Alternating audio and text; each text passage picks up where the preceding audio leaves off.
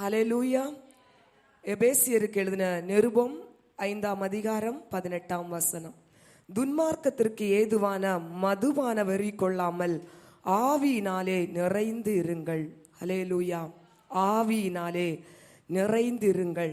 அப்போஸ்தலனாகிய பவுல் எபேசியர் சபைக்கு கொடுத்த ஒரு ஆலோசனை, விசுவாசிகளே, நீங்கள் ஆவியில் நிறைந்திருங்கள். ஹல்லேலூயா. ஒரு நாள் பரிசுத்த ஆவியில் நிரப்பப்பட்ட அனுபவத்தோடு நின்று விடாமல் அனுதினமும் நீங்கள் ஆவியில் நிறைந்திருக்க வேண்டும் என்று வேதம் நமக்கு கட்டளையாய் நமக்கு இந்த வேத பகுதியில் காண்பித்து தருவதை பார்க்கலாம். நீங்கள் ஆவியில் நிறைந்திருங்கள், ஆவியில் அனலாயிருங்கள். பெற்றுக்கொண்ட ஆவியை ஒன்று கூட அனல் மூட்டி எரிய விடுங்கள். ஹல்லேலூயா. அப்போஸ்தலனாகிய பவுல் இந்த பரிசுத்த ஆவியில் நிறைந்து இருங்கள் என்று சொல்லும்போது ஒரு காரியத்தை அவர் ஒப்புமையாக ஒப்பிட்டு சொல்லுவதை பார்க்கலாம். அந்த காரியத்தை நாம் பார்க்கும்போது சற்று வித்தியாசமாகவும் சற்று ஆச்சரியமாகவும் இருக்கிறது.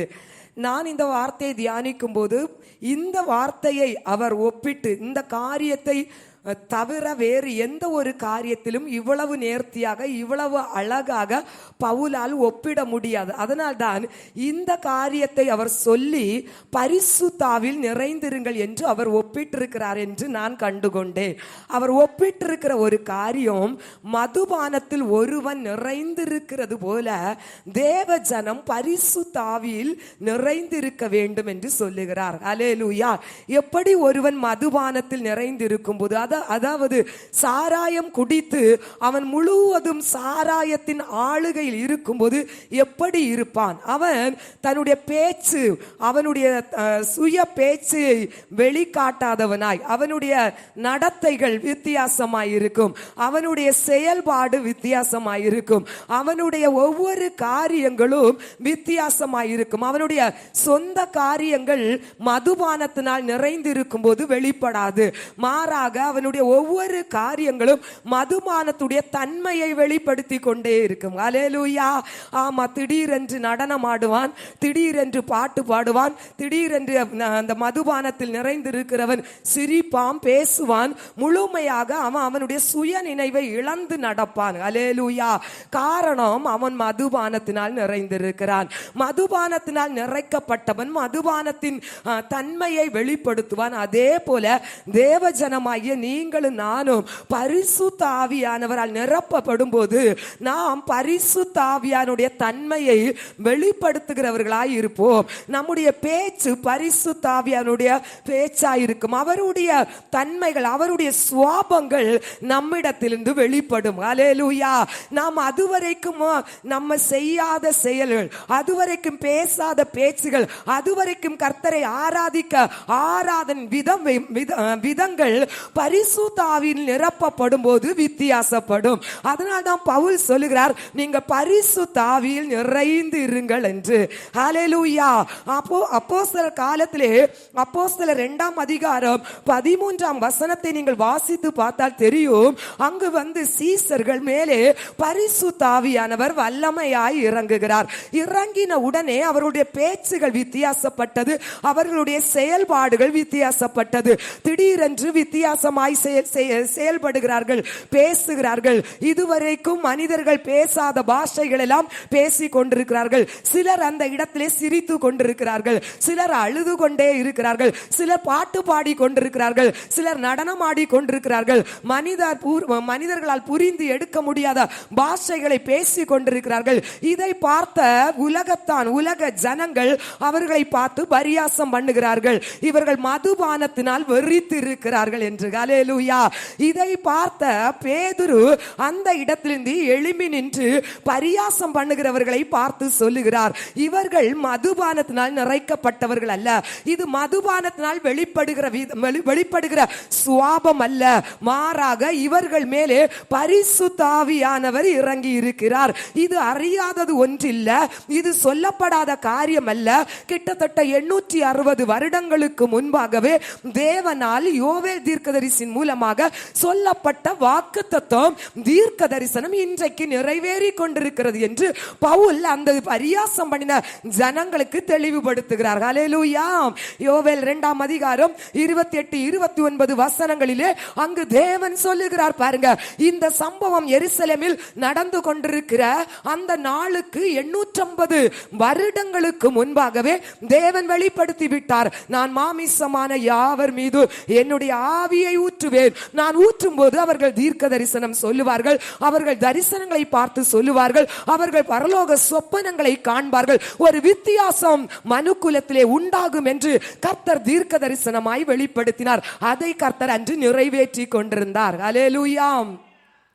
ஆமென். பாருங்க, ஒரு மதுபான வெறியினால குடித்திருக்கிறவன் பாத்தீங்கன்னா அவன் என்ன பேசுறேன்னு சொல்லிட்டு தெரியாம உளறிட்டே இருப்பான். ஹல்லேலூயா. ஆனால் பரிசுத்த ஆவியிலே நிரப்பப்பட்டவன் பாத்தீங்கன்னா பேசுகிற பேச்சு தேவனுடைய மகத்துவங்களை பேசுகிற பேச்சாய் இருக்கும். ஹல்லேலூயா. அவன் ஆண்டவருடைய மகத்துவங்களை அவன் வாயிலிருந்து பேசிக்கொண்டே இருப்பான். இந்த வார்த்தையை நாம் மனப்பாடம் பண்ணி கொண்டோ இல்லது மற்றவர்கள் பேசிக் கொண்டிருப்பதை கேட்டோ நாம் பேச முடியாது. இது ஒருத்தர் மேலே பரிசுத்த ஆவியானவர் இறங்கும் போது, அளவில்லாமல் அவர்களை நிரப்பும் போது வெளிப்படுகிற ஒரு உன்னத பாஷை, உன்னத ஒரு வார்த்தை தான் அந்த அந்நிய பாஷை என்கிற பரலோக பாஷை. ஹல்லேலூயா. ஆமென். ஏன் ஆண்டவர் இந்த வாக்குத்தத்தத்தை தீர்க்க தரிசனமாய் ஜனங்களுக்கு தருவேன் என்று அவர் வாக்களித்திருக்கிறார் என்றால், விசுவாசிகளுக்கு, அதாவது தேவ ஜனத்திற்கு என்று ஒரு விசேஷ பலன் தேவைப்படும் என்பதை ஆண்டவர் அறிந்திருந்தார். ஹல்லேலூயா. நமக்கு ஜெபிக்கிறதற்கு ஒரு பலன் வேண்டும். ரோமர் 8:26 வேதம் சொல்லுகிறது, ஆண்டவருடைய பிள்ளைகளுக்கு ஏற்ற விதமாய் ஜெபிக்க தெரியாது. சில நேரத்தில் ஜெபத்துல சோர்ந்துருவாங்க. ஏன்னா நம்முடைய சரீரம் பலவீனமானது. ஆனால் தேவ ஆவியானவர் பலம் உள்ளவர். ஹல்லேலூயா. அந்த பலத்தினாலே தேவ ஜனம் நிரப்பப்படணும். விசுவாசிகளுக்கு என்று விசேஷித்த பலன் தேவைப்படும் என்பதற்காக ஆண்டவர் இந்த வாக்குத்தத்தத்தை அவர்களுக்கு முன்கூட்டியே வாக்களித்திருந்தார். ஹல்லேலூயா. 2 கொரிந்தியர் 3ஆம் அதிகாரம் 17ஆம் வசனத்திலே நீங்கள் வாசித்து பார்த்தால் தெரியும். கர்த்தரே ஆவியானவர், கர்த்தருடைய ஆவி எங்கே உண்டோ, ஆமென், ஹல்லேலூயா. ஆவியானவர் ஒருவர் மேல வரும்போது பாருங்க, அவர் செய்கிற காரியம் விடுதலையை கொடுப்பார். ஹல்லேலூயா, ஹல்லேலூயா. இந்த வார்த்தை யாரையுமே தூங்க விடுறது மாதிரியே இல்லை. ஹல்லேலூயா. ஆமென், ஹல்லேலூயா. ஏன்னா நீங்க வார்த்தையை கேட்கும் போதே கர்த்தர் இன்றைக்கு காலையிலே ஆவியானவர் எனக்குள்ளே தந்த ஒரு உணர்வை கொடுத்தது. வார்த்தை கேட்கும் போதே நான் அபிஷேகத்தால் நிரப்பி கொண்டே இருப்பேன்.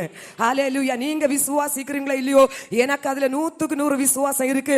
இன்று உண்மையாய் தாகத்தோடு கேட்கிற ஒவ்வொருவர் மேலும் பரிசுத்த ஆவியானவர் அளவில்லாமல் இறங்க போகிறார். ஹல்லேலூயா. ஆமென், ஹல்லேலூயா. இந்த 2 கொரிந்தியர் 3:17 பாருங்க, நாம் ஆராதிக்கிற தேவன் யார் என்று வேதம் சொல்லுகிறது, ஆவியாயிருக்கிறார். ஹல்லேலூயா. என் கூட நீங்க கொஞ்சம் வாங்கலாம், என் கூட பதில் சொல்லுங்க. கர்த்தரே, சத்தமாய் சொல்லுங்க, கர்த்தரே சொல்லுங்க, வாய் திறந்து சொல்லுங்க. இது சொல்ல சொல்ல விடுதலை நடக்கும் பாருங்க. கர்த்தரே ஆவியானவர். கடந்த வாரம் ஒரு சகோதரி கிட்ட இந்த சத்தியத்தை நான் போன்ல சொல்லிட்டு இருந்தேன் பாருங்க. போன்ல சொல்லும் போது அந்த சகோதரி சொன்னா, என் சரீரத்துல ஒரு வித்தியாசம் நடந்துட்டு இருக்கு. நீங்க நேர கேட்கும் போது உங்க சரீரத்துல ஒரு வித்தியாசம் நடக்கும். அதுதான் வார்த்தை. ஹல்லேலூயா. ஜீவன் உள்ளது. ஆமென், ஹல்லேலூயா. அப்ப கர்த்தர் ஆவியாய் இருக்கிறார். அந்த ஆவியானவர் யார் மேல் இறங்குகிறாரோ அவர்களுடைய சரீரத்திலே விடுதலை உண்டு. சூப்பர். ஹல்லேலூயா. அவருடைய சரீரத்துல விடுதலை உண்டு. ஹல்லேலூயா. இன்னைக்கு அநேகருடைய சரீரத்துல விடுதலை இல்ல பாருங்க. பாவம் போராடி கொண்டிருக்கிறது. சத்துருவின் கிரியைகள் போராடி கொண்டிருக்கு. ஒரு விடுதலை இல்ல. ஹல்லேலூயா. சாபம் தலைமுறை போராடுகிற சாபம் சரீரங்களிலே வாழ்க்கையிலும் போராடி கொண்டிருக்கிறது. விடுதலை இல்ல. மந்திரவாதம் செய்வனை போராடி கொண்டிருக்கிறது. விடுதலை இல்லை. ஹல்லேலூயா. ஆமென். இங்கு ஒரு பரிசுத்தவான் ரோமர் 7:24 சொல்லுகிறாரு. ஆண்டவருடைய ஊழியத்தை செய்கிற ஒரு பரிசுத்தவான் சொல்லுகிறார் பாருங்க, நிர்பந்தமான மனுஷன் நான், யார் என்னை இந்த மரண சரீரத்தில் நின்று விடுதலையாக்க கூடும் என்று கதறுகிறார். நான் நிர்பந்தமான மனுஷன், கட்டப்பட்டிருக்கிறேன், விடுதலை இல்லாம இருக்கிறேன், பாவ போராட்டம் போராடுது, பிசாசின் கிரியைகள் என்னை பின்தொடர்ந்து, என் வாழ்க்கையில ஒரு விடுதலை இல்லை, யார் என்னை விடுதலையாக்க கூடும் கதறி கொண்டிருக்கிறான். ஹல்லேலூயா. அவர்களுக்கு தான் இன்றைக்கு தேவன் தந்த ஒரு உன்னத பாக்கியம். கர்த்தருடைய ஆவியானவர் எவன் மேல் இறங்குகிறாரோ அவனுக்கு விடுதலை உண்டு. அவனை கட்டி வைத்திருக்கிற சங்கிலின் கட்டுகள் பரிசுத்த ஆவியானவர் சாம்பலாக்கி விடுதலையை கொடுக்க போதுமானவர். அவனுடைய சிறையிருப்பை கர்த்தர் மாற்றி வெளியே கொண்டு வந்து ஆசீர்வாதத்தை கொடுக்க போதுமானவர். எவன் மேல் பரிசுத்த ஆவியானவர் இறங்குகிறாரோ. ஹல்லேலூயா. அதே ரோமர் 8:2 வேதம் சொல்லுது, கிறிஸ்துவின் ஆவியின் பிரமாணம் ஆவியின் பிரமாணம் என்னை பாவ பிரமாணத்தினின்று விடுதலையாக்கிற்று. ஹல்லேலூயா. ஆவி பிரமாணம் தான் நம்மை விடுதலையாக்க முடியும். ஹல்லேலூயா. ஆமே. நமக்கு பாருங்க, இப்போ 2026 இந்த வருடம் காலங்களில் ஆண்டவருக்காக வைராக்கியமாக செயல்படுகிற ஒரு பரிசுத்தவான் ஆண்டவர் இன்றைக்கு அவரை வல்லமையாய் பயன்படுத்தி கொண்டிருக்கிறார். ஒரு நல்ல தேவ மனிதன். அவர் கடந்த நாட்களிலே அவருடைய வாழ்க்கையிலே நடந்த ஒரு காரியத்தை சாட்சியாய் சொன்னார். அவருடைய ஊழியத்தில் அவர் வந்த துவக்க காலகட்டத்திலே குறைந்தது ஒரு 6 மாதம் இருக்கும் என்று நினைக்கிறேன். அவர் சொல்லுகிறார், ஒரு 6 மாத காலம் பார்த்தீங்கன்னா பாவ போராட்டத்தினாலே போராடி கொண்டிருந்தேன். தேவையில்லாத அருவருப்பான சிந்தனைகள், அருவருப்பான காட்சிகள் என் கண்ணு முன்னால வந்துட்டே இருக்கும். எப்பவுமே இது அருவருப்பான யோசனை தான் என் சிந்தனையில ஓடிட்டே இருக்கும். ஐயோ, நான் ஆண்டவருடைய ஊழியத்திற்கு என்று ஒப்பு கொடுத்து வந்திருக்கிறேன், ஆண்டவரை நான் நேசிக்கிறேன், ஏன் என் வாழ்க்கையில இவ்வளவு போராட்டம், ஒவ்வொரு நாளும் கதறி அழுவாரா, எனக்கு இது தேவையில்லை, இப்படிப்பட்ட எண்ணம் நான் யோசிக்கணும்னு விரும்பல, ஆனா எனக்கு யோசனையில வருது, ஆனா அப்படிப்பட்ட காரியங்கள் என் கண்ணு முன்னால வருது, அப்படிப்பட்ட வார்த்தைகள் என் காதுனால கேட்கும்படியா வந்து போராடிட்டே இருக்குது. என்னை யார் விடுதலையாக்க முடியும்? யாரிடம் போய் நான் இதை சொல்ல முடியும்? ஊழியத்திற்கு என்று வந்திருக்கிறான், இவனுக்குள்ள இப்படி ஒரு போராட்டமா என்று பலர் என்னை பார்த்து பரியாசம் பண்ணுவார்களே, நான் இதை யாரிடம் சொல்லி விடுதலையாக்க முடியும் என்று ஆண்டவருடைய சமூகத்தில் கதறி அழுதாராம். ஆண்டவரே, இந்த பாவ போராட்டத்திலிருந்து நீர் என்னை விடுதலையாக்க வேண்டும் என்று அவருடைய கதறலை பார்த்து தேவன் அவருடைய இருதயத்திலே கொடுத்தாராம். கர்த்தரே ஆவியானவர், கர்த்தருடைய ஆவி எங்கே உண்டோ அங்கே விடுதலை உண்டு. இந்த வசனத்தை அவர் அவருடைய இருதயத்திலே வைத்ததும் அவருக்குள்ளே ஒரு நம்பிக்கை வந்தது. ஆவியானவர் என் மேல வல்லமையா இறங்கினால் நிச்சயமாய் இந்த பாவ போராட்டத்திலிருந்து நான் விடுதலையாக முடியும் என்று. அதன் பிறகு பரிசுத்த ஆவியானவருடைய அபிஷேகத்திற்காக மிகுந்த தாகத்தோடு அந்த தேவ மனிதன் ஜெபித்தாராம். ஒரு நாள் பரிசுத்த ஆவியானவர் அவரை வல்லமையாய் நிரப்பினாராம். பாருங்க, அன்றைக்கு தேவையில்லாத அந்த பாவ சுவாபங்கள், அருவருப்பான எண்ணங்கள், சிந்தனைகள் எல்லாம் அவரை விட்டு முழுமையாய் அழிக்கப்பட்டது. ஹல்லேலூயா. அதுதான் பரிசுத்த ஆவியானவர் நம்மை பரிசுத்தமாக்குகிறது, நம்மை விடுதலையாக்குகிறது. ஹல்லேலூயா. பரிசுத்த ஆவியினாலே நிரம்ப பாருங்க, நமக்குள்ளே ஆவியின் சுவாபங்கள் வெளிப்படும். அன்பு, சந்தோஷம், சமாதானம், நீடிய பொறுமை, சாந்தம், விசுவாசம், இச்சை அடக்கம், இவைகள் எல்லாம் யாருக்குள் இருந்து வெளிப்படும் என்றால், ஹல்லேலூயா, தேவனுடைய ஆவியினால் நிரப்பப்பட்டவர்களால் மட்டும்தான் நமக்கு அவர்கள் மூலமாக தான் வெளிப்பட போதுமான தேவ ஜனமே. கொஞ்சம் பரிசுத்த ஆவியானவருடைய அபிஷேகத்தை குறைந்த ஒரு அனுபவத்தில் வந்தாலும் உடனே தேவ சமூகத்தில் போய் துதித்து பாடி ஆண்டவரை மகிமைப்படுத்தி அந்நிய பாஷையிலே நிரம்பி நீங்க ஆவியிலே நிரப்பப்பட்டால் மட்டும்தான் ஆண்டவருக்காக நீங்க சாட்சியாய் மாற முடியும். உங்க வாழ்க்கையில் இருக்கிற கட்டுகள் உடைக்கப்படும், நீங்கள் ஒரு விடுதலையை பெற்றுக் கொள்ள முடியும். ஹல்லேலூயா. ஆமென். எரேமியா தீர்க்கதரிசி சொல்லுகிறார், கர்த்தருடைய ஆவியானவர் என் மேல் இறங்கின உடனே என் எலும்புகள் நரம்புகளில் எல்லாம் அக்கினி புரண்டு சென்றதை நான் உணர்ந்தேன் என்று. அந்த அக்கினியின் அபிஷேகம், ஹல்லேலூயா, ஆவியானவர் நம்ம மேலே இறங்கும் போது நம் முழு அவயவங்களிலும் ஒரு வித்தியாசத்தை உணர்ந்து கொள்ள முடியும். ஹல்லேலூயா. அப்படி ஆவியானவர் யாரையெல்லாம் நிரப்புகிறாரோ ஒவ்வொருவரையும் ஒவ்வொரு விதமாய் வித்தியாச வித்தியாசமாய் அவர் பயன்படுத்த போதுமானவர். எரேமியாவின் அந்த அபிஷேகத்தின் அனுபவத்தை பிறகு ஆத்துமாக்களை குறித்த பாரம் எரேமியாவுக்குள் வந்தது. ஹல்லேலூயா. கர்த்தருடைய வெளிப்பாடுகளை அறிந்து ஜனங்களுக்கு அவர் வெளிப்படுத்தி அவர் கர்த்தருடைய செய்தியை கொடுக்க ஆரம்பித்தார். ஹல்லேலூயா. ஒவ்வொருவருக்கும் அபிஷேகம் ஒவ்வொரு விதத்திலே செயல்பட போதுமானது. பரிசுத்த ஆவியின் அபிஷேகத்தை நாம் ஒவ்வொருவரும் பெற்றுக்கொள்ளணும். அந்த ஆவியிலே நிரப்பப்பட்ட அனுபவத்திலே வாழ வேண்டும். ஹல்லேலூயா. சாம் ஜெபத்துரை என்கிற தேவ மனிதன் ஒரு முறை அம்பத்தூர் பகுதியிலே அவங்க ஒரு குழுவாய் சேர்ந்து அபிஷேக ஆராதனை நடத்துவதற்காக அவர்கள் திட்டமிட்டு அந்த குறிப்பிட்ட ஒரு நாளிலே அந்த அபிஷேக ஆராதனையை ஆரம்பிக்கிறார்கள். முதல் நாளிலே ஆண்டவர் அந்த ஊழியக்காரரிடம் சொல்லிவிட்டாராம், நான் 3வது நாள், அதாவது கடைசி நாள் பிரத்யட்சமாய் அந்த கூடாரத்திலே இறங்கி வருவேன், ஒவ்வொருவர் மேலும் நான் வந்து இறங்குவேன் என்று சொன்னாராம். இவருக்கு முதல் நாளே ஆராதனை முதல் நாளே கிடைச்சிது. கடைசி நாள்ல உள்ள ரிசல்ட் முதல் நாளே கிடைச்சிது. எவ்வளவு சந்தோஷமா இருக்கும் பாருங்க. ரொம்ப உற்சாகமா அந்த ஊழியத்தை முதல் நாளே எடுத்து நடத்தினாங்க. முதல் நாள் நல்லா ஆண்டவரை துதிச்சு பாடி மகிமைப்படுத்தி பிரசங்கங்கள் எல்லாம் பிரசங்கிச்சு, 2வது நாள் அதே மாதிரி. 3வது நாள் பாருங்க, ஆண்டவர் சொல்லிட்டார், 3வது நாள் நான் கூட்டத்துல வல்லமையாய் இறங்க போகிறேன் என்று. 3வது நாள் காலையில 9 மணிக்கு இவங்க டீம் எல்லாம் அந்த இடத்துக்கு, அந்த கூட்டம் ஆயத்தப்படுத்தி வைத்திருந்த இடத்துக்கு போயிட்டாங்க. அங்க போய் இருந்து கர்த்தரை துதித்து பாட ஆரம்பித்தாங்க, மகிமைப்படுத்த தொடங்கினாங்க, ஆராதிக்க தொடங்கினாங்க. நேரம் போயிட்டே இருந்து பாருங்க, கிட்டத்தட்ட 2 மணி நேரம் அப்படியே ஆராதித்து கொண்டே ஜனங்கள் ஊழியக்காரங்கள் ஒரு மனமாக கர்த்தரை மகிமைப்படுத்தி கொண்டே இருக்கிறார்கள். 11 மணி அளவிலே கர்த்தருடைய மகிமை அவர்கள் கூடி இருந்த இடத்துல வெளிப்பட ஆரம்பித்தது. அந்த கூட்டத்தின் பின் பகுதியிலே தேவன் மகிமையாய் இறங்கினார். அவர் இறங்கின அந்த ஸ்தலத்தில் இருந்த ஜனங்கள் மேலெல்லாம் தேவ ஆவியானுடைய வல்லமை வெளிப்பட்டது. ஜனங்கள் எல்லாம் தொப்பு தொப்புன்னு கீழே விழுறாங்க, அப்படியே சரிஞ்சு சரிஞ்சு விழுறாங்க பாருங்க. அப்படியே மகிமை அப்படியே பின்னால இருந்து நேர வந்து மேடைக்கு பக்கத்துல வந்து இங்க நின்று கொண்டிருந்த ஊழியக்காரங்க எல்லாரையும் தேவனுடைய மகிமை நிரப்ப ஆரம்பித்தது. மகிமையால் நிரப்பப்பட்ட எல்லாரும் கீழே விழுந்தாங்க. இந்த ஊழியக்காரர் சாம் ஜெபத்துரை ஊழியக்காரர் சொல்றாரு, என்னையும் தேவனுடைய மகிமை தேவனுடைய ஆவியானவர் நிரப்பினார். நான் பரலோக அன்பினால் முழுவதுமாக நிரப்பப்பட்டேன், தேவ வல்லமையால் நிரப்பப்பட்டேன், உன்னதத்தின் பலன் என் மேல அப்படியே இறங்கினது. எல்லாரும் சத்தமாய் கர்த்தரை ஆராதிக்க தொடங்கினார்கள், ஆர்ப்பரிக்க தொடங்கினார்கள். அந்த கூட்டமே கர்த்தரை மகிமைப்படுத்த தொடங்கினது. அப்படியே ஒரு 5 நிமிடம் தேவ ஆவியானவர் அந்த கூட்டத்திலே மகிமையாய் உலாவி கொண்டே இருந்தார், அசைவாடி கொண்டே இருந்தார். அப்படியே அவர் அந்த 5 நிமிடம் கழித்து அவருடைய மகிமை அந்த இடத்திலிருந்து விலக ஆரம்பித்தது. ஜனங்கள் எல்லாம் எழும்பி சாட்சி சொல்ல ஆரம்பித்தாங்க. ஒவ்வொருடைய வாழ்க்கையிலும் ஒவ்வொரு மாற்றம் நடந்தது என்று, ஒவ்வொருடைய வாழ்க்கையிலும் அந்த பரிசுத்த ஆவியானவர் அன்றைக்கு கிரியை செய்து கொண்டிருந்தார். ஹல்லேலூயா. ஒருவன் அந்த இடத்துல எழும்பி நின்று சத்தம் போட்டு சொன்னார், நான் குஷ்டரோக வியாதினால் பாதிக்கப்பட்டு வந்தேன், என் குஷ்டரோகம் குணமாகி விட்டது என்று அந்த கூட்டத்தில் எழும்பி கையை நீட்டி நின்று கர்த்தரை மகிமைப்படுத்தினாராம். ஹல்லேலூயா. இதான் பரிசுத்த ஆவியானவருடைய தன்மை. ஒவ்வொருவருடைய வாழ்க்கையிலும் ஒவ்வொரு காரியங்களையும் பரிசுத்த ஆவியானவர் செய்ய போதுமானவர். அதனால் தான் தேவஜனமே, பரிசுத்த ஆவியானவரை நீங்களும் நானும் பெற்றுக்கொண்டு பரிசுத்தாவில் நிறைந்து வாழுகிற ஒரு வாழ்க்கையிலே நாம் நம்முடைய கிறிஸ்தவ வாழ்க்கையை நடத்தி செல்லுகிறவர்களாய் இருக்க வேண்டும். ஹல்லேலூயா.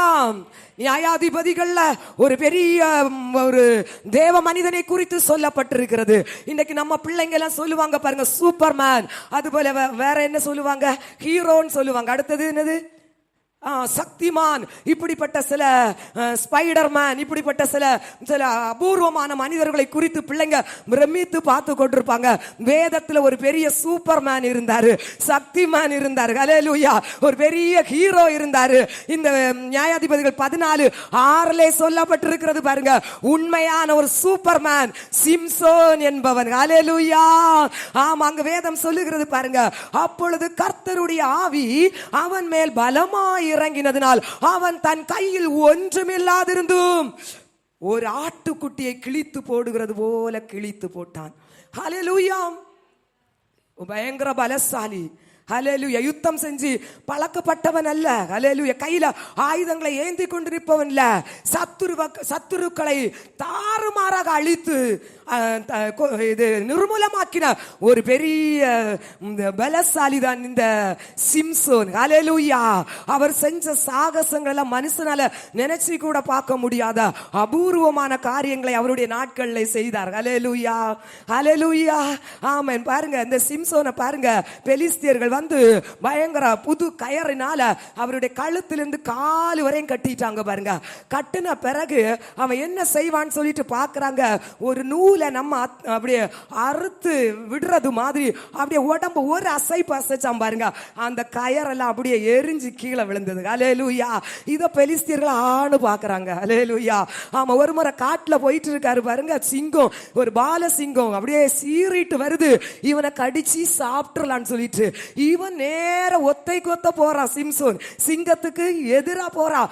அசரவையிலே அப்படியே சிங்கத்து வாயை பிடிச்ச பாருங்க, கிழிச்சாம் பாருங்க. வசனம் அதான் சொல்றது, ஆட்டுக்குட்டியை கிழிச்சு போடுறது போல கர்ச்சிக்கிற சிங்கத்தின் வாயை கிழிச்சு தள்ளுனான். ஹல்லேலூயா, ஆமா, ஹல்லேலூயா. சிம்சோனுடைய சாகசங்கள் நிறைய இருக்கு, நமக்கு தெரியும். 300 நரிகளை பிடிச்சான் போய் காட்டுல போய். ஒரு வாளுக்கு ஒரு நரிக்க வாழை இன்னொரு நரிக்க வாளோட கட்டி தீப்பந்தத்தை கொளுத்தி வச்சுட்டான் பாருங்க. பெலிஸ்தியர்களுடைய அந்த வேளாண்மை எல்லாத்தையும் அழிக்கணும், சத்துருவின் கிரியை எல்லாம் அழிக்கணும்னு சொல்லிட்டு இவன் அங்க தீப்பந்தத்தை ஏந்தி பத்த வச்சுட்டு அந்த அந்த அவங்க விளைச்சல்ல அனுப்பி விட்டுட்டான். இப்ப நரிகள் சூடு தாங்காம என்ன பண்ணும், அங்க எங்கேயுமா ஆவேசமா ஓடுது பாருங்க. பெலிஸ்தியர்களுடைய விளைநிலங்கள் எல்லாம் எரிஞ்சு சாம்பலானது. ஹல்லேலூயா. ஆமா, எத்தனை பாருங்க, ஒரு ஒரு கழுதையின் தாடை, பச்சை தாடை எடுத்தான் பாருங்க, 1000 பேரை கொன்றானா. நம்மளால ஒரு ஆளை கொல்ல முடியுமா? ஒரு தாடை எவ்வளவுதான் இருக்கும்? ஒரு தாடை எவ்வளவு இருக்கும்? ஒரு முழம். கழுதையின் தாடை ஒரு முழம். ஹல்லேலூயா. ஒரு முழம் இருந்தா நம்மளை விட கொஞ்சம் பெருசா தான் இருக்கு. நம்ம தாடையை விடையும் கழுதையின் தாடை எப்படி இருக்கும்? ஹல்லேலூயா. ஆமா, நான் அன்னைக்கு இடையில ஒரு செய்தி கேட்டேன் பாருங்க. அவங்க சொன்னாங்க தாடை, கழுதையின் தாடை இவ்வளவுதான் இருக்குன்னு சொன்னாங்க. நான் இன்னைக்கு பார்த்தேன், இல்லையே, கழுதை முகம் கொஞ்சம் நம்ம முகத்தை விட நீண்டு தானே இருக்குது இல்லையா, அப்போ பெருசா தான் இருக்குன்னு சொல்லி பார்க்கும்போது ஒரு முழம் இருக்குதான். ஹல்லேலூயா. ஆனாலும் நம்மளால அடிச்சு கொல்ல முடியுமா சொல்லுங்க? ஒரு ஆளை அடிச்சு கொள்ள முடியுமா? அவன் கழுதையின் தாடை எடுத்து 1000 எதிரிகளை கொன்று வீழ்த்தி இஸ்ரவேலருக்கு ஹல்லேலூயா ஜெயத்தை வாங்கி கொடுத்தவன் தான் இந்த சூப்பர்மேன் சிம்சோன். ஹல்லேலூயா. இப்போ சிம்சோனை பார்க்கறாங்க, எல்லாருக்கும் ஆச்சரியம். ஐயோ, இவனால எப்படி முடியும்? இவன் பார்க்க ஒரு சாதாரண மனுஷனா தான் இருக்கிறான். இவன் பார்க்கறது ஒரு கோலியாத்த போல நல்ல உயரம் உள்ள மனுஷன் வேதம் எங்கேயும் சொல்லல. ஹல்லேலூயா. பார்க்கறதுக்கு நம்மளை போல தசையோட தோலோட தான் இருக்க. என்ன இவன் எப்படி இவனால இதெல்லாம் செய்ய முடியுது? எல்லா ஜனங்களும் ஆச்சரியமா கோலியாத் சிம்சோனை பார்க்கறாங்க. ஹல்லேலூயா. ஆமா, அவன் சாப்பிடுற சாப்பாடு தட்டே சுத்தி பார்த்துட்டு இருக்கிறாங்க. வித்தியாசமா என்ன சாப்பிடுறானா? நம்மளை போலதான் சாப்பிடுறான். பார்த்தா நம்மளை போலதான் சாப்பிடுறான். இல்லையே, நம்மளை போலதான் சாப்பிடுறான். விசேஷமா பச்சைல ஏதாவது அரைச்சி கரைச்சி என்ன குடிச்சு பலத்தை அப்படியே அவன் ஸ்ட்ராங்கா அப்படி வைக்கிறானான்னு பார்த்தா இல்ல. கூட இருக்கும்போது பாக்குறாங்க, பச்சையிலையும் கரைச்சி குடிக்கல, ஒன்னும் குடிக்கல. சிலர் சிம்சோனை வந்து தொட்டெல்லாம் பாக்குறாங்க. அந்த நம்மளை போல அமுங்குதா சதை இல்ல உள்ள இரும்பு ராடு ஏதாவது வந்து மாட்டி வச்சிருக்காங்க, ஒன்னும் மாட்டல நம்மளை போல. எப்படி? ஹல்லேலூயா. இப்போ சிம்சோன் சிரிச்சிருப்பான் பாருங்க. நீங்க இது எதுனால என் பலம் தேடுறீங்க? ஹல்லேலூயா. ஆமா, யாருனால எனக்கு இந்த பலம் வருதுன்னு உங்களால தேட முடியலையே. என் மேல இறங்குற பரிசுத்த ஆவியானவர் தான் ஆச்சரியப்படுகிற அளவுல பலத்த காரியங்களை செய்து கொண்டிருக்கிறார் என்று அந்த சிம்சோனுக்கு தெரிந்தது. ஹல்லேலூயா.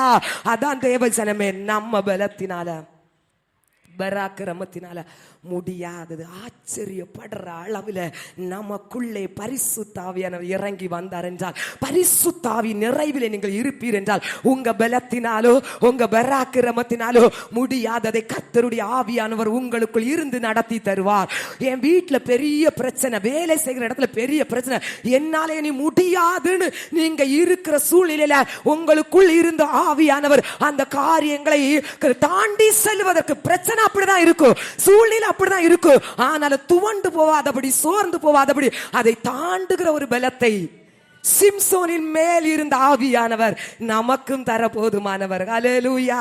ஆமா, ஹல்லேலூயா. இதுவரைக்கும் உங்க முயற்சினால மாறாத உங்க சுவாபங்கள், உங்க குணாதிசயங்கள் எல்லாம் பரிசுத்த ஆவியானவர் மாற்றி தர போதுமானவர். ஹல்லேலூயா.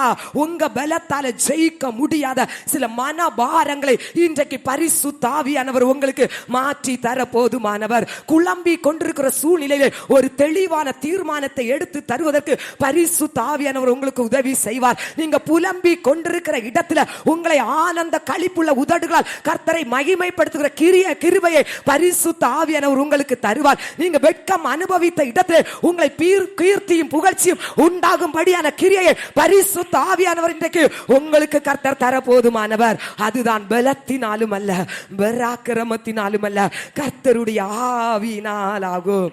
ஹல்லேலூயா. ரோமர் 8:14 சொல்லுகிறது பாருங்க. 8:14. ரோமர் 8:14. ஹல்லேலூயா. ஹல்லேலூயா சொல்லுங்க. ஹல்லேலூயா. ஆமென், ஆமென். ஹல்லேலூயா.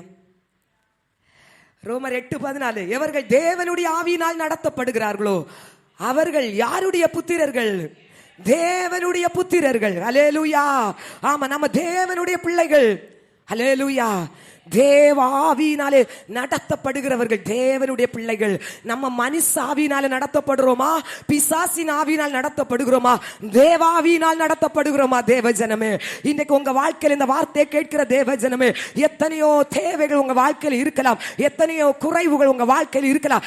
எல்லாவற்றையும் நீங்க ஒரு நிமிஷம் நீங்க ஒதுக்கி வைத்து விட்டு இன்றைக்கு உங்க இருதயத்தை தேவ சமூகத்துக்கு நேராக வெறுமையாக்கி, ஓ தேவ ஆவியானவரே, என்னை நீங்க முழுமையாய் நிரப்புங்க என்று உங்க இருதயத்தை ஆண்டவருக்கு நேராக ஒப்பு கொடுப்பீர்கள் என்றால் பரிசுத்த ஆவியானவர் உங்களை நிரப்புவார். ஓ, அந்த ஆவியின் அபிஷேகம் நீங்க செய்யக்கூடாத காரியங்கள் உங்க வாழ்க்கையில் செய்து உங்களை மேன்மையாய் உயர்த்த போதுமானது.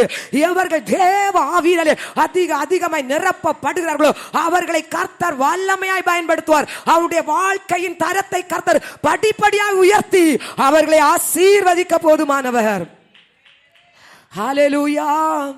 யோவான் 3:34 வேதம் சொல்லுகிறது பாருங்க. தேவன் இயேசு கிறிஸ்துவுக்கு தம்முடைய ஆவியை அளவில்லாமல் கொடுத்தார் என்று. ஹல்லேலூயா. ஹல்லேலூயா. யோவான் 3:34 தேவன் இயேசு கிறிஸ்துவுக்கு எப்படி கொடுத்திருந்தாராம் தம்முடைய ஆவியை? ஓ ஹல்லேலூயா. ஒரு அளவு வச்சா கொடுத்தாரு, சொல்லுங்க. ஹல்லேலூயா. அளவில்லாமல் கொடுத்தார். அளவில்லாமல் பரிசுத்த ஆவியானவர் இயேசு கிறிஸ்துவுக்குள் தங்கி இருந்தார். அதனால் அவர் என்னென்ன காரியங்களை செஞ்சார் நமக்கு தெரியும். இன்னைக்கு இந்த வார்த்தையை கேட்கிற தேவஜனமே, இயேசு கிறிஸ்துக்கு தான் கொடுப்பாரா பிதாவாகிய தேவன்? நமக்கு தரமாட்டாரா? ஹல்லேலூயா. அளவில்லாத அபிஷேகத்தினால் நம்ம நிரப்பப்பட மாட்டோமா? அளவில்லாத அபிஷேகத்தை சுமந்து செல்கிற பாத்திரமாய் நம்ம இருக்க மாட்டோமா? இயேசு ஒருவருக்கு தான் அந்த கிருபை உண்டா? ஹல்லேலூயா. தீத்துல வேதம் சொல்லுகிறது பாருங்க, 3:7 அவர் தமது பரிசுத்த ஆவியை நம்மேல் சம்பூரணமாய் ஒளிந்தருளினார். சம்பூரணமாய். இயேசு கிறிஸ்துக்கு மட்டும் இல்ல, உங்களுக்கு எனக்கும் அவருடைய பரிசுத்த ஆவியை அவர் சம்பூரணமாய் பொழிந்தருளுகிறவர். ஹல்லேலூயா. ஆமென். ஹல்லேலூயா. பாருங்க, நீங்க உங்க வாழ்க்கையை நீங்க பரிசுத்த ஆவியானவருக்கு நீங்க ஒப்பு கொடுத்தால் நிச்சயமாக உங்க வாழ்க்கையில் ஒரு ஜெயத்தை நீங்க பார்க்க முடியும். ஹல்லேலூயா. முழுமையா நீங்க ஆவியானவருக்கு உங்களை நீங்க ஒப்பு கொடுக்கணும் ஆண்டவருடைய சமூகத்துல. அப்போஸ்தலனாகிய பவுல் எபேசு பட்டணத்துக்கு போறார் பாருங்க. தன்னுடைய ஊழிய நாட்கள்ல அவர் ஊழியம் செய்வதற்காக போறார். அங்கு ஒரு சில சீசர்கள் இருக்கிறாங்க. அதில் ஒரு குறிப்பிட்ட சீசர்கள் பார்த்தீங்கன்னு சொன்னால் கர்த்தரை நல்லா பாடுறாங்க, துதிக்கிறாங்க, ஆராதிக்கிறாங்க. ஆனால் ஏதோ ஒரு குறைவு அவங்கள்ட்ட இருக்குது. பவுல் பார்க்குறாரு, ஏதோ ஒரு குறைவு இருக்கு. சீசர்கள் தான் ஏதோ ஒரு இவங்கள்ட்ட ஒன்று குறையுதுன்னு பார்த்து கண்டுபிடிச்சிட்டாரு. ஹல்லேலூயா. பவுல் கண்டுபிடிச்சிட்டார். சீசர் தான், ஆண்டவர் ஆராதிக்கிறவர் தான், ஆண்டவருக்காக தன்னுடைய வாழ்க்கையை ஒப்பு கொடுத்து வந்த தேவ மனிதர்கள் தான்.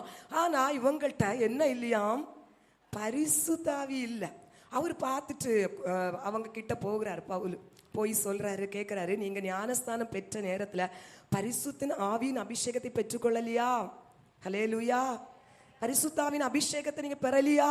பவுல் கேட்கிறாரு சீசர்கள்ட்ட. சீசர்கள் சொல்றாங்க, பரிசுத்த ஆவி என்கிற ஒரு அபிஷேகமும் ஆவியானவர் என்கிற ஒருவர் உண்டு என்பது எங்களுக்கு தெரியவே செய்யாது. ஹல்லேலூயா. இன்னைக்கு அநேக கிறிஸ்தவர்கள் அப்படிதான் இருக்கிறாங்க. ஆண்டவர் ஆராதிக்க வர்றாங்க, பாட்டு பாடுறாங்க, கர்த்தரை மகிமைப்படுத்துறாங்க. பரிசுத்த ஆவியானவரை குறிச்ச ஒரு தெளிவில்லை, ஆவியானவரை குறிச்ச ஒரு அறிவில்லை. எல்லாரையும் போல வந்து பாட்டு பாடி துதிச்சுட்டு போயிருவாங்க. ஆவியானவருக்கும் எனக்கும் சம்பந்தம் இல்லைன்னு சொல்லிட்டு இருப்பாங்க. ஹல்லேலூயா. இல்ல, பரிசுத்த ஆவி நிறைவிலே நீங்களும் நானும் இருக்க வேண்டும். அப்போஸ்தலனாகிய பவுல் உடனே அந்த சீசருடைய தலையில கை வச்சு, இந்த பரிசுத்த ஆவியானவரே அவர்களை நிரப்புங்க என்று சொல்லி ஜெபிக்கும் போது அவர்கள் பரிசுத்த ஆவியால் நிரப்பப்பட்ட அந்நிய பாஷையை பேசினார்கள். ஹல்லேலூயா. ஆமென். பரிசுத்த ஆவியிலே நிரம்பி கர்த்தரை ஆராதிக்கிற ஆராதனைக்கும் மாமிசமாய் கர்த்தரை ஆராதிக்கிற ஆராதனைக்கும் வித்தியாசம் உண்டு. பரிசுத்த ஆவியில் நிறைந்து ஜெபிக்கிற ஜெபத்திற்கும் மாமிசமாய் ஜெபிக்கிற ஜெபத்திற்கும் வித்தியாசம் உண்டு. ஹல்லேலூயா. பரிசுத்த ஆவியில் நிரப்பப்படுகிற சபைக்கும் பரிசுத்த ஆவியானவருக்கு இடம் கொடுக்காத சபைக்கும் வித்தியாசம் உண்டு. பரிசுத்த ஆவியில் நிரம்பி நடக்கிற ஒரு தேவ மனிதனுக்கும் பரிசுத்த ஆவி இல்லாமல் மாமிசமாய் நடக்கிற தேவ மனிதனுக்கும் ஒரு வித்தியாசம் உண்டு.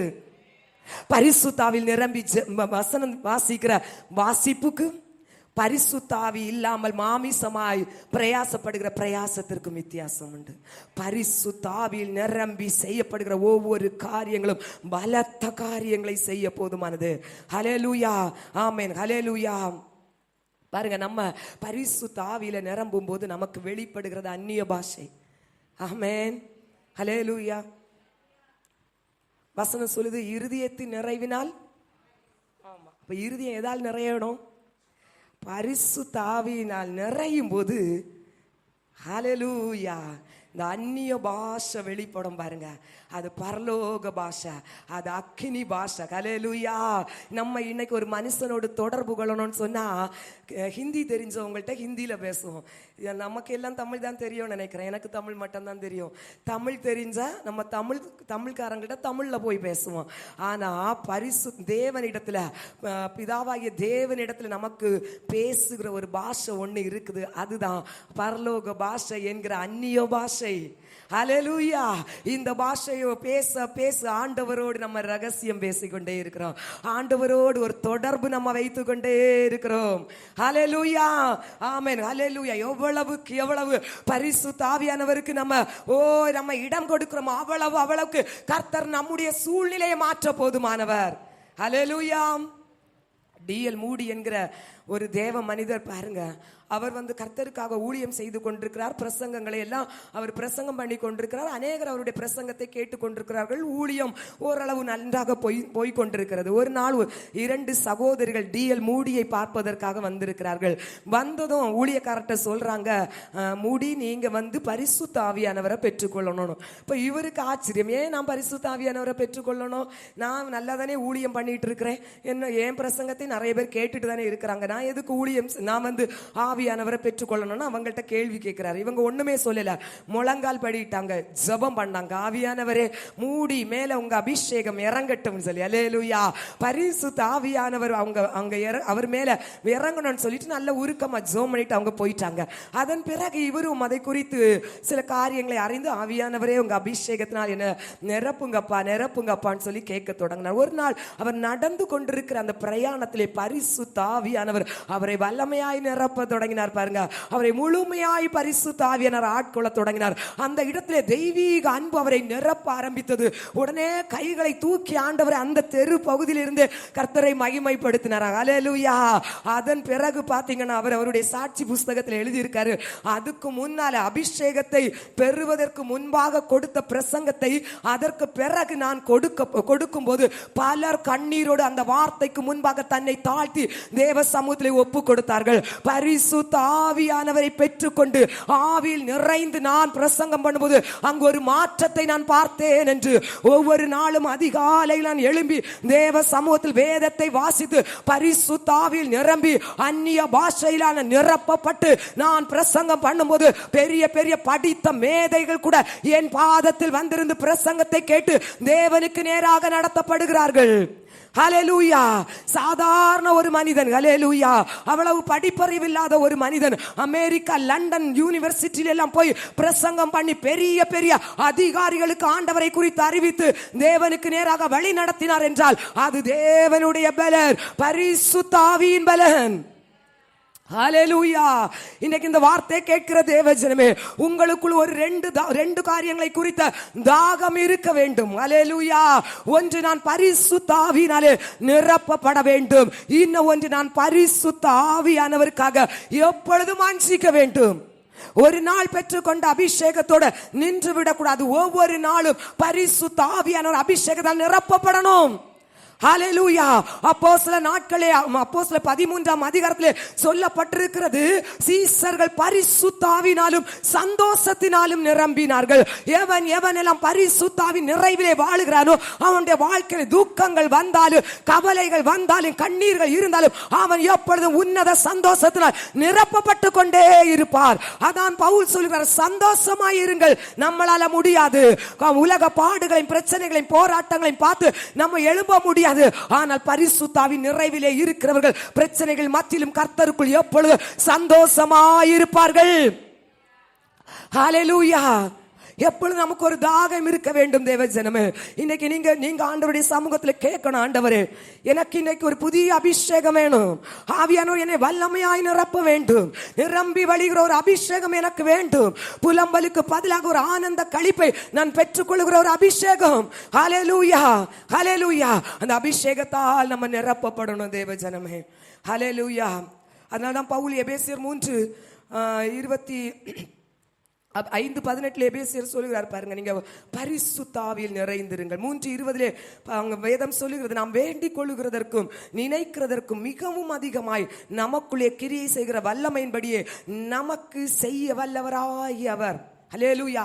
நாம் வேண்டிக் கொள்ளுகிறதற்கும் நினைக்கிறதற்கும் மிகவும் அதிகமாய் நமக்குள்ளே இருந்து கிரியை செய்கிற வல்லமை உள்ளவர் தான் பரிசுத்த ஆவியானவர். கரங்களை தட்டி கர்த்தரை ஓ ஹல்லேலூயா. நீங்க நினைக்காத, நீங்க வேண்டிக் கொள்ளாத, நீங்க எதிர்பார்க்காத காரியங்களை உங்களுக்குள் இருந்து செயல்படுத்தி தருகிற வல்லமை உள்ளவர் தான் பரிசுத்த ஆவியானவர். இந்த பரிசுத்த ஆவியின் நிறைவிற்காக நம்ம வாஞ்சிக்க வேண்டும். பரிசுத்த ஆவியின் நிறைவிலே ஒவ்வொரு நாளும் வாழ வேண்டும். ஒரு நாள் கூட பரிசுத்த ஆவியின் அபிஷேகத்தில் குறைவுபட்டு விடக்கூடாது. ஹல்லேலூயா. தாகத்தோடு தேவ சமூகத்தில் வந்து, ஆவியானவரை இன்னைக்கு நீங்க என்ன நிரப்புங்கப்பா, இன்னைக்கு உங்க அபிஷேகம் நிரம்பி வழியணும் எனக்குள் இருந்து. ஹல்லேலூயா. என்னை கொண்டு மற்றவர்களுடைய வாழ்க்கை மாற்றப்பட எந்த மனுஷனா இருக்கட்டும் மனுஷியா இருக்கட்டும், அபிஷேகத்தில் நிரம்பும் போதுதான் அந்த அபிஷேகம் மற்றவருடைய வாழ்க்கையை மாற்றும். ஹல்லேலூயா. நம்மளே நிரம்பாம இருக்கும்போது மற்றவருடைய வாழ்க்கையை மாற்ற முடியாது. ஹல்லேலூயா. இன்னைக்கு அநேக சபைகள்ல பரிசுத்த ஆவி அபிஷேகத்தில் நிரம்புகிற அனுபவங்கள் இன்றைக்கு குறைவா இருக்கிறது. அதை குறித்த எதிர்மறையான சில காரியங்களை பிரசங்கித்து ஜனங்கள் இன்றைக்கு அபிஷேகத்தில் நிறைகிற அனுபவத்தில் குறைபட்டவர்களா இருக்கிறார்கள்.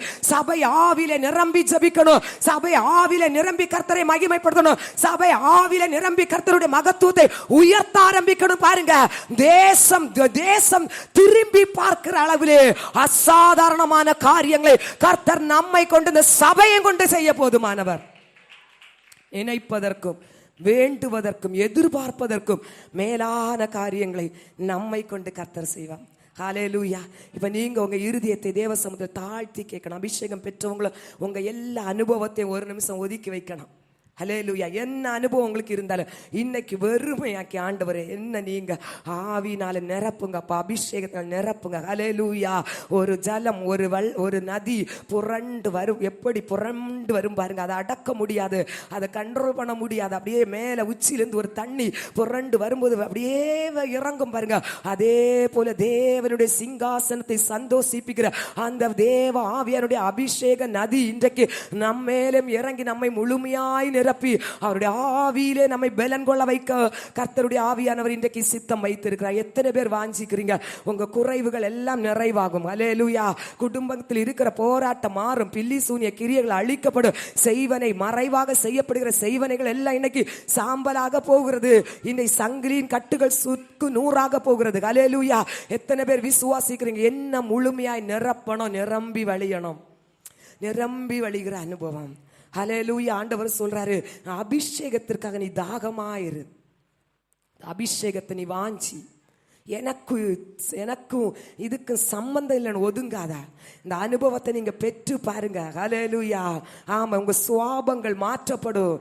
இதுவரைக்கும் நீங்க செய்யக்கூடாதுன்னு நினைக்கிற காரியங்கள் இதுவரைக்கும் செஞ்சிட்டு இருக்கீங்கன்னா அதுல நீங்க ஜெயம் எடுக்கிற ஒரு பலத்தை கர்த்தர் தருவாரு. பழக்க வழக்கங்கள்ல மாற்றம் உண்டாகும், சிந்தனையில மாற்றம். ஹல்லேலூயா. நம்ம ஒரு வேற்று மனுஷியாய் கர்த்தருடைய ஆவியானவர் மாற்ற போதுமானவர். ஹல்லேலூயா. தானியேலிடத்தில் இருந்த ஆவியை புறஜாதி ஜனங்கள் கண்டு கொண்டார்கள். யோசேப்பிடம் இருந்த ஆவியை கண்டு கொண்டார்கள். இவர்களிடம் ஒரு விசேஷித்த ஆவி இருக்கிறது, அதான் பரிசுத்த ஆவி. அதான் பரிசுத்த ஆவியின் அபிஷேகம். நம்மை சம்பூர்ணமாய் நிரப்புவேன் என்று சொல்லுகிறார். கிறிஸ்துவை அளவில்லாமல் நிரப்பின பரிசுத்த ஆவியானவர் இன்றைக்கு நம்மையும் சம்பூர்ணமாய் நிரப்புவாராக. ஹல்லேலூயா. ஆமென். ஒருவன் ஜலத்தினாலும் ஆவியினாலும் பிறவாவிட்டால் தேவனுடைய ராஜ்யத்தில் பிரவேசிக்க முடியாது. ஆவியிலே பிறக்கணும் தேவஜனமே, ஆவியில பிறக்கணும். ஹல்லேலூயா. அந்த ஆவியானவர் நமக்குள்ள வல்லமையாய் இறங்கும் போதுதான் பாவங்கள் சுட்டரிக்கப்படும், சாபங்கள் எரிக்கப்படும், செய்வனையின் சங்கிலிகள் சாம்பலாக்கப்படும். எத்தனை பேர் விரும்புறீங்க? தேவ ஆவியினால் நடத்தப்படாதவங்க தேவனுடைய பிள்ளை இல்ல. மனுஷ சுவாபத்தில் நடத்துறவங்க தேவனுடைய பிள்ளை இல்ல. பிசாசு நம்மை ஆட்கொண்டா நம்ம தேவனுடைய பிள்ளை இல்ல, பரலோகத்துக்கு போக முடியாது. எவன் மேல பரிசுத்த ஆவியானவர் இறங்குகிறாரோ, அவங்க பரிசுத்த ஆவியால் நிரப்பப்படுறாங்களோ, அவங்க தான் தேவனுடைய பிள்ளைகள், அவங்க தான் தேவராஜ்யத்தை சொந்தரித்துக் கொள்ள முடியும். ஹல்லேலூயா. இதுவரைக்கும் உங்களை எந்தெந்த ஆவி ஆளுகை செஞ்சாலும் பரவாயில்ல, இன்று முதல் தேவ ஆவியானவர் ஆளுகை செய்ய போறார். நம்புறீங்களா? விசுவாசிக்கிறீங்களா? ஹல்லேலூயா. யாருக்குமே அந்த வாஞ்சல், நீங்க கேட்கிற விதத்தை பார்த்தாலே ஆவியானவர் ஊற்ற வரணும்னு இருந்தாலும் அப்படியே நிப்பாரு பாருங்க. ஹல்லேலூயா. இல்லை, உங்க முகத்தை பார்க்கும் போதே அதை குறித்த வாஞ்ச எனக்கு ரொம்ப தெரியல. ஹல்லேலூயா. ஆமென். அனுபவிச்சதுனால சொல்லியேன். ஹல்லேலூயா. அற்பமும் தூசும் குப்பையுமா இருந்த என்ன இந்த இடத்துல கொண்டு நிறுத்தியிருக்கான்னா, வேதத்தை பற்றி ஏபிசிடியே தெரியாது, வேதத்தை வரிசையா வாசிக்க தெரியாது, முடிவை எங்க முடிச்சுட்டு அடுத்து எங்க தொடங்கணும்னு தெரியாது. இன்னைக்கு உங்க மத்தியில நான் பிரசங்கிக்கிறேன்னா எனக்குள் இருந்து வல்லமையா கிரியை செய்கிற பரிசுத்த ஆவியானவர் மூலமா தான். ஆவியானவர்னால நிரப்பப்பட்டு நான் இங்க வந்து நிக்கிறனால தான் கர்த்தர் உங்களோடு பேசி கொண்டிருக்கிறார். அது பெண் இல்ல, ஆண் இல்ல, எவள் பரிசுத்த ஆவியினால் நிரப்பப்படுகிறாரோ அவருடைய ஸ்தானத்தை கர்த்தர் படிப்படியா உயர்த்தி கொண்டிருப்பார், ராஜாக்களோடு உட்கார வைப்பார். அபிஷேகத்தால் நிரப்பப்பட்ட ஒருவன் தான் ராஜாக்கள் மத்தியில உட்கார வைக்க முடியும். இந்த உலகத்தில் உள்ள படிப்பு எல்லாம் ராஜாக்களோடு பிரபுக்களோட கொண்டு உட்கார அநேக நேரத்தில் வைக்க முடியலனாலும் அபிஷேகத்தால் நிரப்பப்பட்ட ஒரு தேவ மனுஷன் புழுதில் இருந்து கர்த்தர் தூக்கி சிங்காசனத்திலே உயர்த்த போதுமானவர். அதுதான் அபிஷேகத்தின் மகிமை. ஆரோன் மேலே ஊற்றப்பட்ட அபிஷேக தைலம் தலை முதல் பாதம் வரைக்கும் வழிந்ததாம். அங்கிய நினைச்சது, தாடிய நினைச்சது, கைய நினைச்சது, கால நினைச்சது, நின்ற இடத்தன் மண்ண நினைச்சது. கண்டு கொண்டார்கள் தேவ மனிதர்கள், ஜனங்கள் கண்டு கொண்டார்கள். தேவ மனிதன் நின்ற இடம் அபிஷேக எண்ணெயால் நிரப்பப்பட்ட இடம், தேவ மனிதன் நின்ற இடம் என்று அடையாளம் கண்டு கொண்டார்கள். அதே போல இன்றைக்கு பரிசுத்த ஆவியினால் நிரப்பப்படும் போது உங்களை மற்ற ஜனங்களை அடையாளம் கண்டு கொள்ளும்படியாக உங்களை கொண்டு கர்த்தர் அசாத்தியமான காரியங்களை செய்ய போகிறார்.